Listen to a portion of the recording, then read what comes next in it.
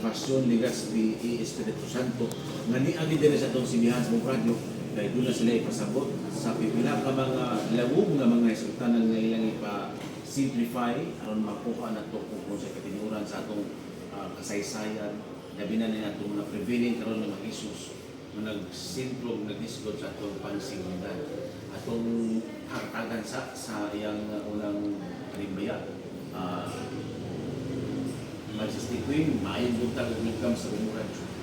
Thank you kaayo, sir. Thank you for your invitation na kami magkaroon ng panahon na kami makasigya, makapaabot sa maayong balita ngadto sa Cagayan de Oro, sa dakbayan sa Iligan, sa Pilipinas o sa katibukan sa upat ka suok sa kalibutan. May buntag ug daghang salamat Bumbong Radio. Bumbong sa bilang. Oh.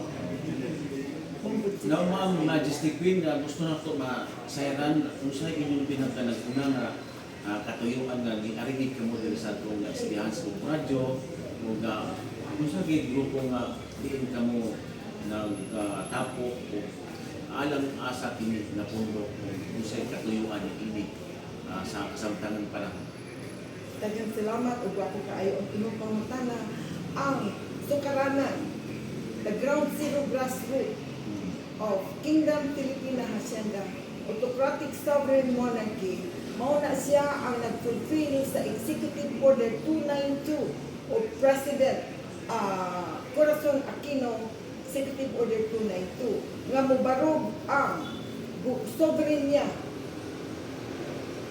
sa Republic of the Philippines under EPRA 8371, Primary Government, Self-Governance, Self-Determination, the Republic Act 7160, Section 384, nangita na siyang isa ka tao, isa ka dokumento nga ginangkuban sa katibukan nga mauna na siya karon ang mupadayag nga bagong gobyerno, ang bagong sinugdanan sa atong kalibutan alang aron ang kalinaw, pakigiusa o kalambuan sa atong syudad nganhi mag-una sa syudad sa Iligan paingon ngadto sa Region 10. Ang Region 10 karon nganong niingon ka paingon ko nga naami diri karon Sir Bumbong Junel nga niami diri tungod magpahiwatig maghatag sa bagong balita nga ang Region 10 under Amendment Transitory Provision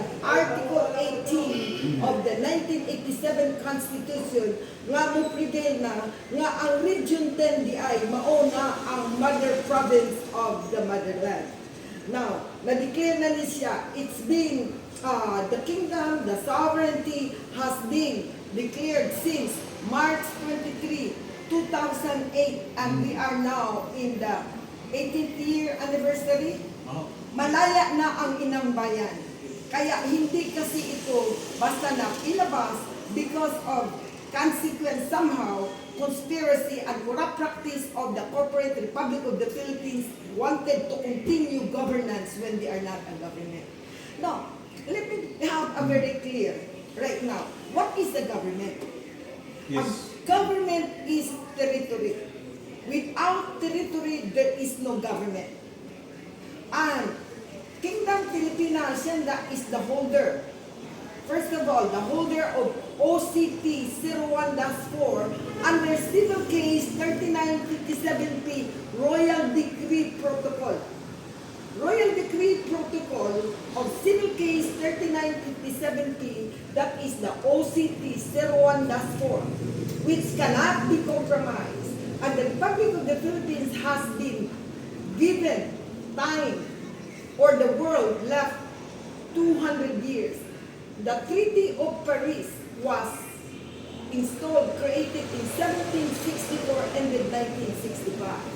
For the reason that our Constitution in 1935, it's pretty clear that in Article 1 that the Treaty of Peace 1898, December 10, is when the ratification of the treaty and it has to be awarded back to the Philippines for the Filipino people, God and country. However, the independence, let me clear, 4th of July 1946, United States of America, well, the Third Republic Civil Administrator had conjoined to declare the 1935 Constitution so that sovereignty in the end times, the sovereignty will prevail.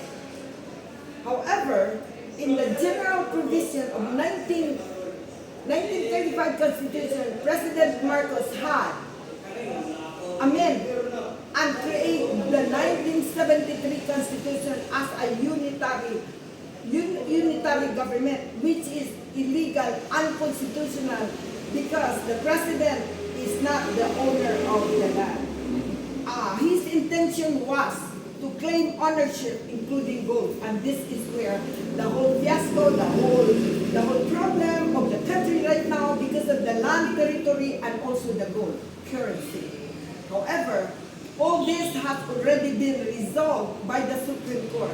Ito ngayon, lahat ito ngayon, with all these documents from the House of Representatives of the Committee of Indigenous Cultural Community and Indigenous People, signed by the chairperson, Representative Ali Jesse Mangawa, had pleaded that this has been received July 3, just July 3, that it says, subject, Circular Memorandum 202, Order KFH ASM SRP OCP 01-4S 2/22/24 Resolution number 1, dated February 20, 2004.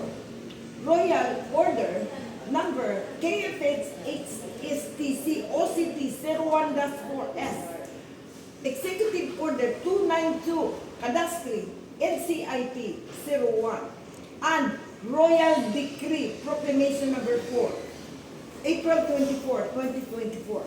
So he pressed that the Royal Decree Proclamation number 4, I have to empower so that the war from the Spratly should appease. So we are the answer. We are the solution of the nation's problem. The entire Philippines and the whole globe is economically collapsed, bankrupt. Iligan City, they have bankrupt the funds of the city. In fact, in Iligan City, there is a decision from the Supreme Court, Third Division, for Iligan City to permanently desist government and to stop acting owner of the land. This was promulgated July 20, 2022. Now, because it's ownership on the Third Division, I have all the documents stated here, including DILG. DILG Napulco already had enumerated all the rights of the crown, the sovereignty, you and me, ours, for unity, peace, and prosperity of the nation. So it's all written in this page. Then another one, Office of the Ombudsman. The Office of the Ombudsman, katatanggapin na namin dito, June 20, 2024. What did it say? It says here, reference number OAF L 240475M.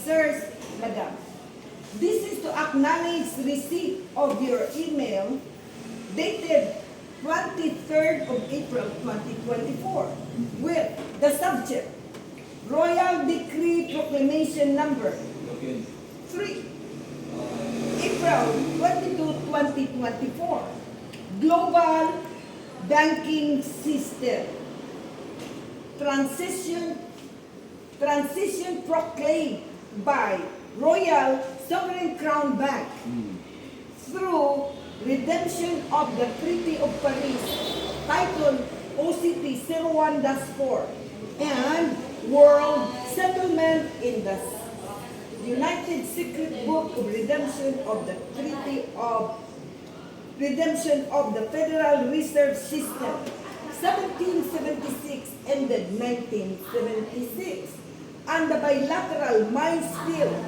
Breakthrough Successor Agreement ended 2005, signed for 50 years lease gold reserve under Embargo Act 1807 shall be implemented without court order. Unquote. Addressed to various government agencies, copy furnished all other government. Very truly yours by authority of the Ombudsman, Raquel Rosario M. Karanan, Public Assistant and Corrupt Prevention Bureau. So what does it mean? What does it mean? First of all, this is Ombudsman. Ombudsman is an agency whereby conspiracy and corrupt practice, anything that regards to corrupt practice of the administration or any police administrator, you can already, they will entertain. However, in the criminal, I only have to make a decision if the proponent had completely violated the Constitution, corruption and all that stuff, then I made my order with all prima facie, all document presented like what I showed you here. So, now, ito pala, lahat ito, these are all documents, no? Now, prima facie, meaning by looking at it, at a glance, makita na ninyo, no question asked. Now, this is the document. Now, here, Office of the City Prosecutor, that they already had said that they cannot even, they have no jurisdiction, and they also cannot mediate. Even to mediate, they cannot.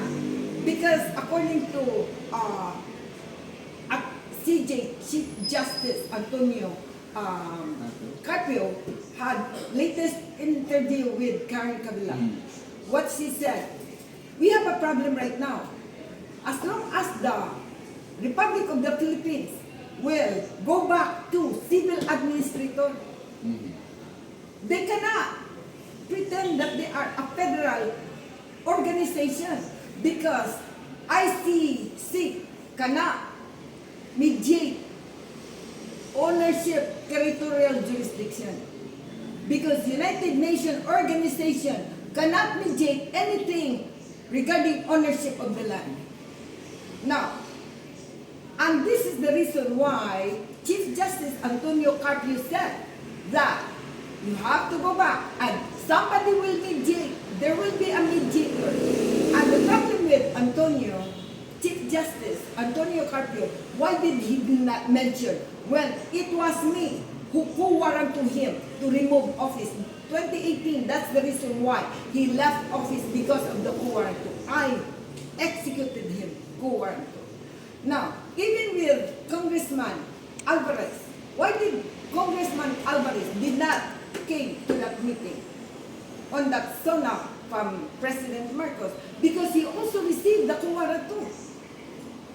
Now, the Republic of the Philippines trying to amend the Constitution.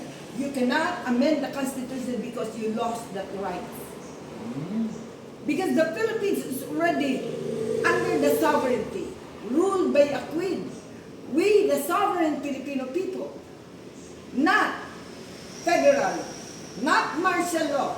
This is the most critical, brothers and sisters. Martial law are lawless. Then they will declare COVID-24. I already had in my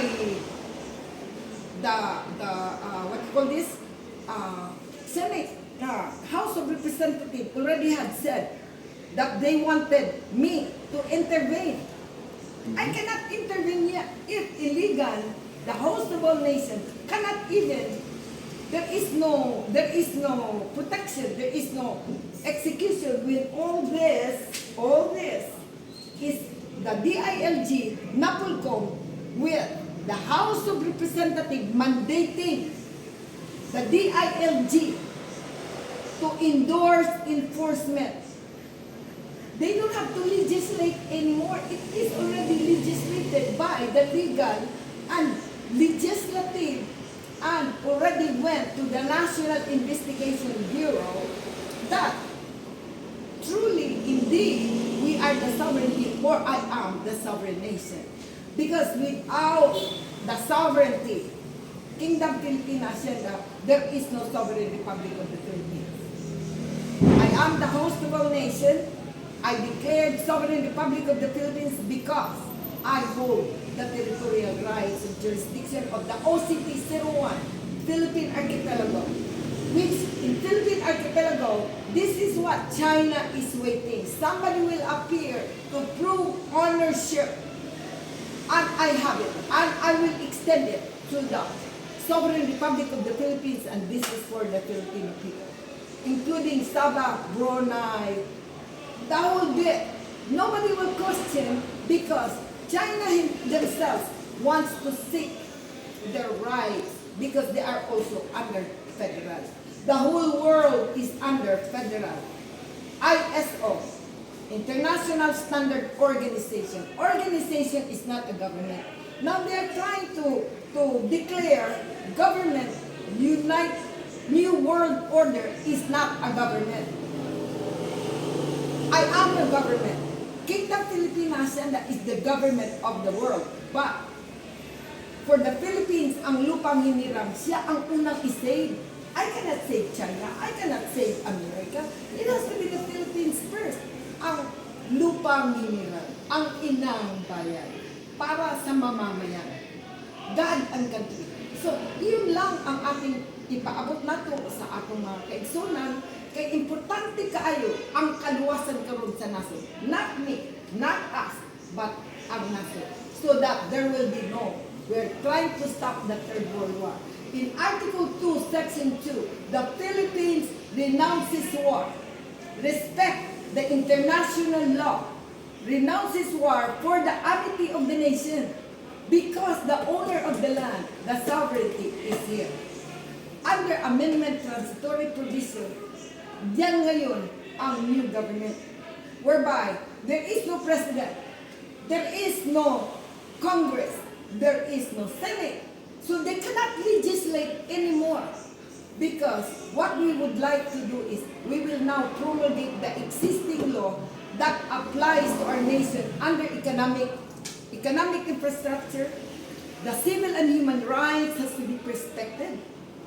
That the media will give news to the nation for goodwill. And this is what we are here, ownership. And with this pala din, nandito ang DILG. Ano naman ang sabi? Address. H.R.M. Queen Salvador Legazpi Espiritu Santo. Copy of the court order of the DILG. So, this has been legislated and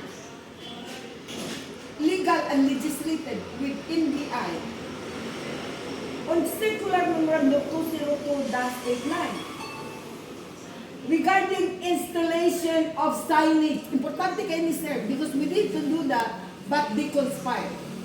Signage, Royal Decree, Reference Order, KFX, SRP, HSTC, EPRA 8371, 112, 23-1. The execution of Sheriff's Rep Order in RIM, meaning global, in RIM.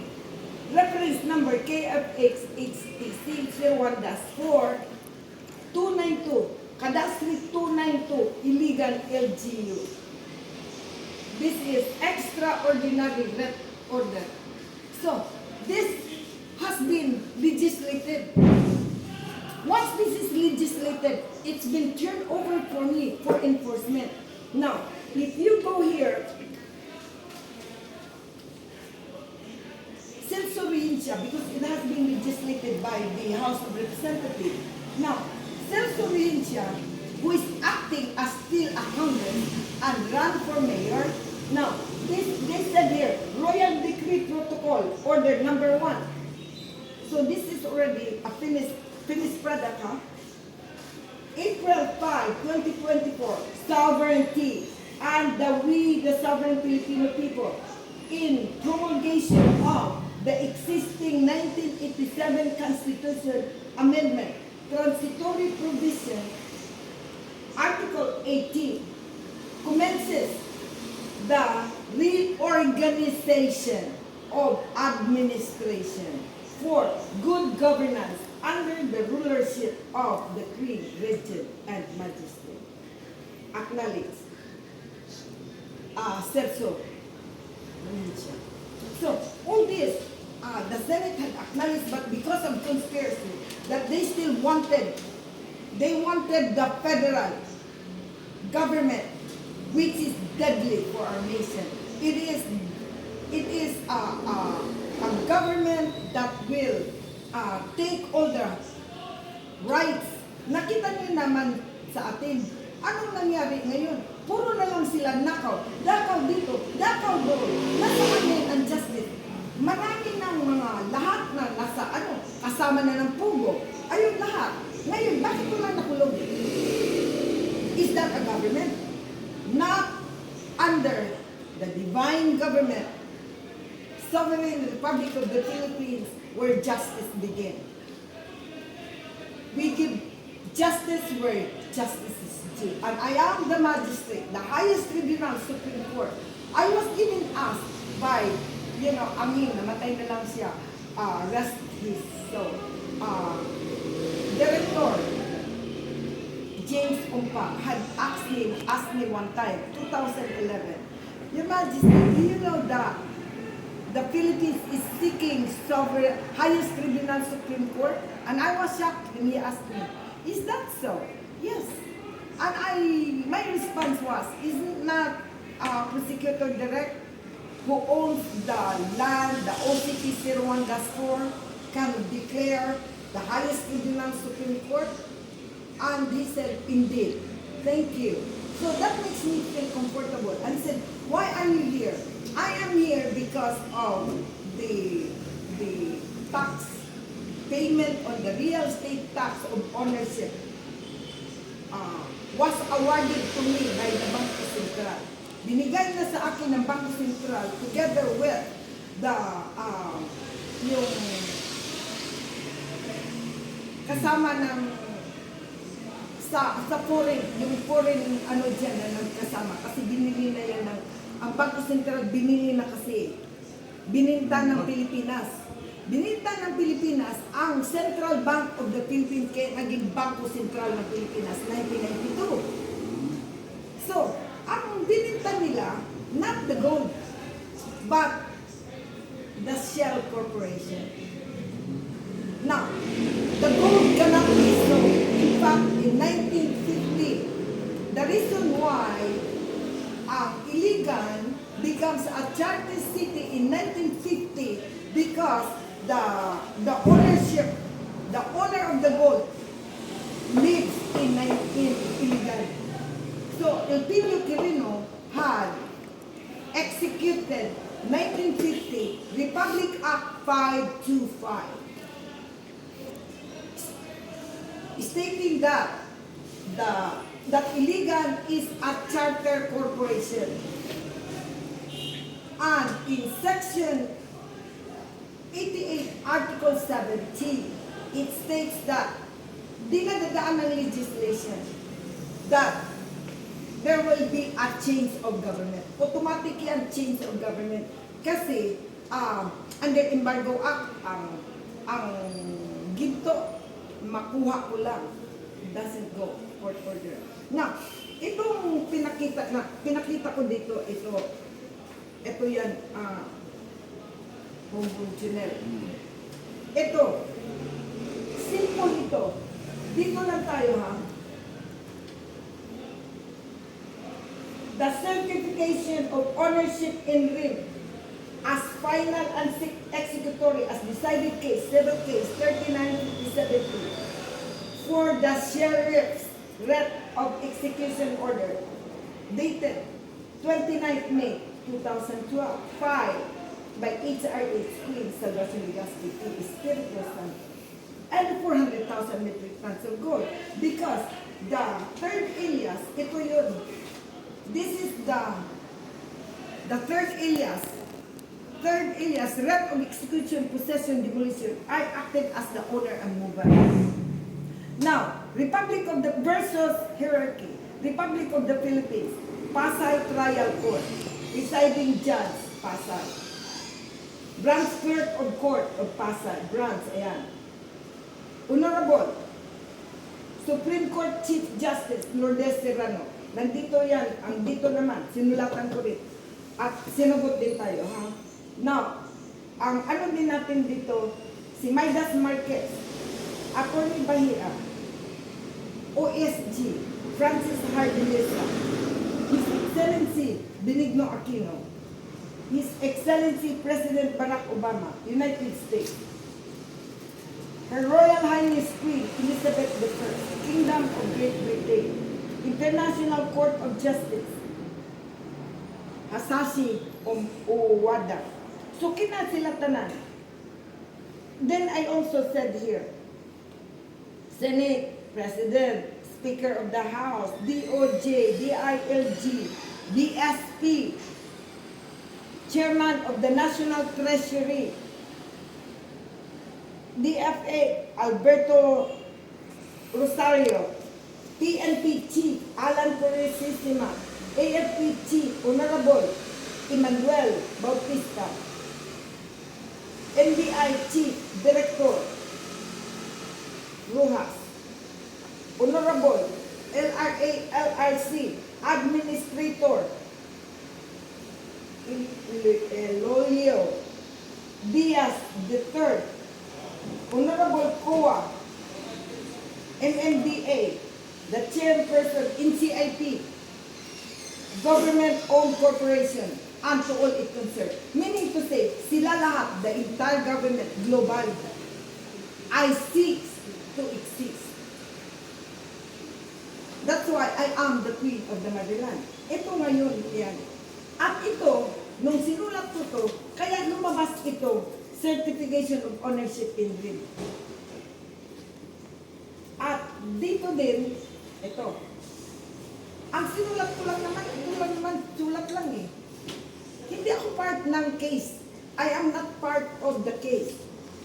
Ito yung case na tinay nila sa Supreme Court. And this case was null and void. Because of lack of jurisdiction. Sir, nakita mo, nandito pa yung ano, sir, oh. Lugay na kayo niya, 2012 pa, naapa-gisave yun na nako ang kwan. Then, when I was with the Supreme Court, 3rd Division, makita niyo mo, ako, Attorney Lucita Soriano, Supreme Court, 3rd Division, Clerks of Court, Padre Paula, subject, demand to enforce the entry judgment September 26, 2006 of the Supreme Court under GR 171913 and execute letter of transmittal for remand on CAGRST 7014 promulgated December 11, 2009 for occupation thereof. Ni-occupy na po 2009. Ako na silang up to 13. Official lang. Dako ako nila. Then yun. Then, ito yung very interesting. This is already in the website. It is in the, ito lang ha. Sino ako? Kung hindi man talaga ako totoo. Anong sabi ko? Now therefore, being the magistrate of the sovereignty, declares to let the motion of action be enforced and relinquish all rights and reserve of the mutual agreement treaty and by the proceeding done by the lower court in providing them the letter of transmittal for immediate enforcement. So order. Kinsa ko nga mo order sa highest court of the world, not even in the Philippines, because the Supreme Court of United States of America is actually at Camp Janhig in Baguio City. Diha na sila magkuan sa ilang sa Supreme Court. Now, kinsa man ko nga mo-order because I am the magistrate of the highest tribunal Supreme Court nga ilang pangita. Ako lang ang naka-perform. Now, dawaton man nila o dili sir, wa man ko'y mahimo. Dili man ni ako, sinugo ra man pud ko. Now, ani dayon, tungod ini, niguwa dayon ang letter of transmittal. So, mauna na, sila tanan di padalaan. So, ang Pasay Court, meaning to say, the Pasay Court, the RTC, muna nang, ang RTC karon nahimo ng charter, corporate, regional trial court, anywhere in the Philippines. They are all charter, corporate. Now, because they don't have the Supreme Court. The Supreme Court is also charter. Highest tribunal Supreme Court dito dahil naumpisan ko ng gobyerno. Dito ngayon ako sa Iligan, sa Cagayan. I was trying to reach Attorney Soyco, the Director of Region 10, DILG. My intention, pinadala namin sa iyo, binigyan namin kayo ng copy at binalik namin sa kanila, it's all posted. Nandito ako para mag-uupo kami na ang DILG wala na. Magiging Ministry on Barangay Affairs. Mamili sila ngayon kasi marami man ang, so far I have about 7 na mga agencies, sub-agencies of the DILG na nag-articulate sa akin. Dumaan ako ng butas ng karayo. Inaward na, hindi na pwede bawiin yan. Kasi sabing Lisa Marcos, it's Lisa who actually, I vouch for it. Pinalitan niya sa koda at nilagay niya si Romel, si Brigadier General Romel. Sino si Romel? Siya yung nakaano ng pundo ng bayan. Nilagay niya dyan. Ang daming naapakan dyan. Pero, choice ng presidente daw. Ngayon, di napatuloy ang conspiracy, ang corrupt practice. The conspiracy and corrupt practice will never be healed, not until the sovereign Republic of the Philippines will prevail. That is the constitution of God and country. That is a covenant. We cannot change that. Now, ang problema ini, sir, o sa naitabo, active na kayo, naging lala na ang West Philippine Sea. Ang kita diri sa sulod, dili ta masudlan kayo, grabe kayo nga makuan. Sa Cebu, nag-hurricane. Ipo-ipo. Sa Negros, the same thing. Karon, dagkong linog, nagkuan. You know, because God's anger. Because of God's anger. Kaya nga naman, gahi na magkaayo og pulo ang mga namumuno niya. Tanawa lang na latest karon. O inyo yung tanawon ang social media. Because the primary media, bugoksan. Bugoksan na sila. They are protecting the criminal. They are protecting yung mga batas ba sa federalismo. So, all are lies. But I'm not afraid. God is my sentry. And we, the sovereign Filipino people, we the patriots are protected under God, under our constitution. Kaya, wala mang batas man lang sa batas, we have no guns. We are creating the new system to eliminate the conspiracy and corrupt practice. So, who are the rebellion? The rebellion are the one that sits in the office. Sila ang nakalingkod sa opisina. Rebellion na sila against humanity, against sovereignty. Ang tanang mga PNP, NPA, ang mga NPA sa una, sa KBL, nana sa Senado, naglingkod ng mga presidente. Sila ng dating NPA. Ipa-eskwela na ni Marcos. Kung sa'yo nahitabo ron, mo na nahitabo sa akong bayan. Anyway, Majesty, Yes. may interview pa siguro sa sunod, no? Okay. Ay, ningin na kung damgan ninyo kaya Yung mga pupupiyaan siguro kayo. Yeah, I'll give you for your review. Para Yes. mabasa po na. Yes, very important. So anyway, last na lang ang Yes. message mo. Ang general message mo sa public. Ang general message ko na harinawa ang ating mamamayan, kakatukin lang nila ang kanilang puso, the God within them will communicate and talk to them. And whatever the discernment na ambition na sinabi sa kanilang puso, kanilang tanggapin. At sana sila'y nakinig sa ating sa akong tulumanon karon diri sa Bumbong Radio kay Bumbong Junel.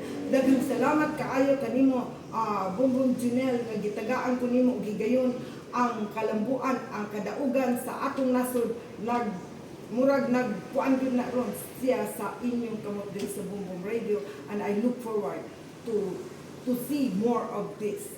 And in fact, whatever your station would ask me to do, then I am more than willing to help and support you.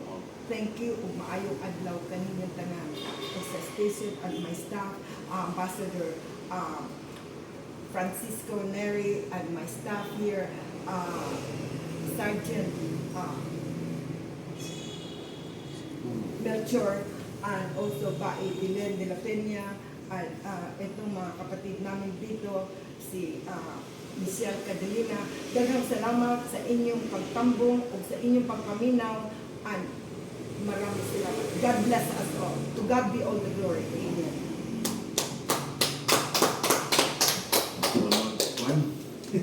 Pang majestic.